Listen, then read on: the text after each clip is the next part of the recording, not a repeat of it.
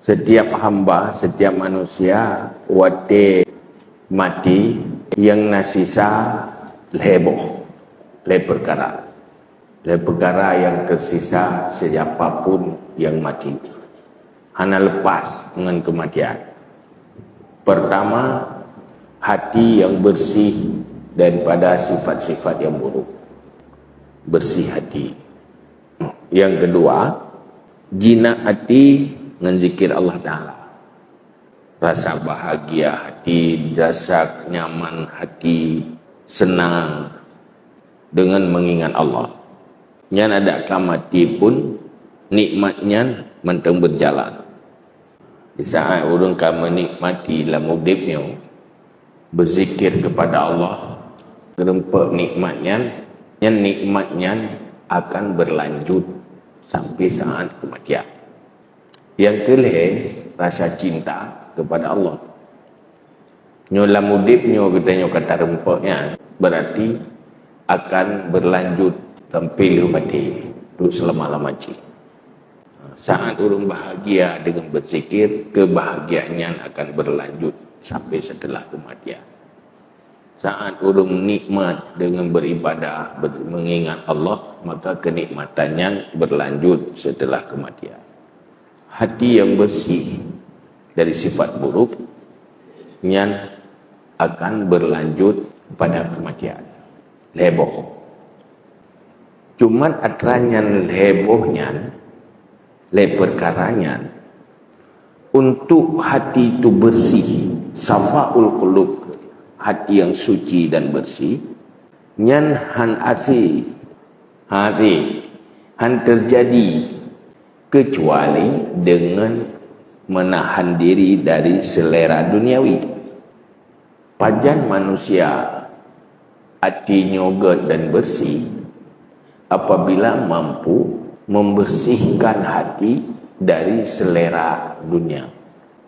Selama selera dunianya manteng mengotori hati, nyahana bersih hati ya. Selera dunianya, selera dunianya ke selera-selera yang berakhir dengan kematian. Saat nyawang lepas dari jasad, semuanya mandum lepas. Selera-selera yang sesuatu yang mengotori hati. Pertama, selera kepada maksiat. Selera kepada maksiat. Nanti berat kuto bagi bangki. Senang dengan dosa-dosa. Yang kedua, senang dengan keindahan dan nikmat dunia yang hanya bermanfaat akhirat walaupun itu halal. Dan kuto berat kuto apabila manteng galak ke dosa. Galak menda. Walaupun hanya pupuk dia. Ketertarikannya. Nyo pupuk dekat dosa. Lenyan galak ke hal-hal yang hanya manfaat akhirat. Yang mengotori hati. Walaupun itu halal. Walaupun itu dunia yang mubah. Tak mengotori hati. Maka baru pu bersih hati ya, yang ke pu bersih hati ya. Hana galak sepun. Yang hana manfaat akhirat hana galak juga. Ya. Apabila kata iktatun natanya yang bersih hati. Iktalawan natanya. Yang kedua, nikmat zikir kepada Allah. Nikmat berzikir kepada Allah. Nyan hantar rempak nikmatnya kecuali dengan selalu dalam zikir. Bila berzikir. Nanti detik tiga. Sampai merempak ke istilah halawah ibadah. Bahkan Nabi saat yang paling bahagia saat salat. Karena saatnya yang penuh ingat kepada Allah. Aqimis salat li zikri. Bahkan dakalan para sahabat. Pada kalau kita mengalam sembahyang, anak kita tepu. Bahkan Sayyidina Ali hanjit tu anak panah yang nabat, gaki gaya. Ni luar sembahyang mitu be. Ni tarik baik kamat. Tapi waktu dengar sembahyang, ditarik mengiteh. Kenapa? Nikmatnya zikir kepada Allah menghilangkan rasa sakit, sesakit-sakitnya yang duniawi. Yang kehagian ukur haji. Lihat tu tingkat-tingkat, nah uyupnya. Nah urang memang bahagia, nah nikmat suat tega berzikir. Nah urang ti tubuh-tubuh hana mangat tega berzikir. Kengkol ke jumpa beban berat. Nanti munajah dengan Allah, bersama Allah, yang kebahagiaannya beda-beda. Malah ramai yang sulit untuk menempat nikmatnya. Bahkan hansip bobot zikir, hansip kualitas zikir. Kualitas zikir ya khusyuk. Yang kedua terus menerus. Maka untuk menikmati, mendapat nikmat berzikir, yang harus kasrati zikri, selalu dalam zikir. Orang zikir hati, selalu zikir kapanpun. Dia mau waquda wa ala junubihim. Nyai dan berbuat menan akan terempak nikmatnya. Kenikmatan dan kebahagiaan yang kata rempak dalam kehidupan dunia berlanjutnya walaupun mati. Bahagia selalu.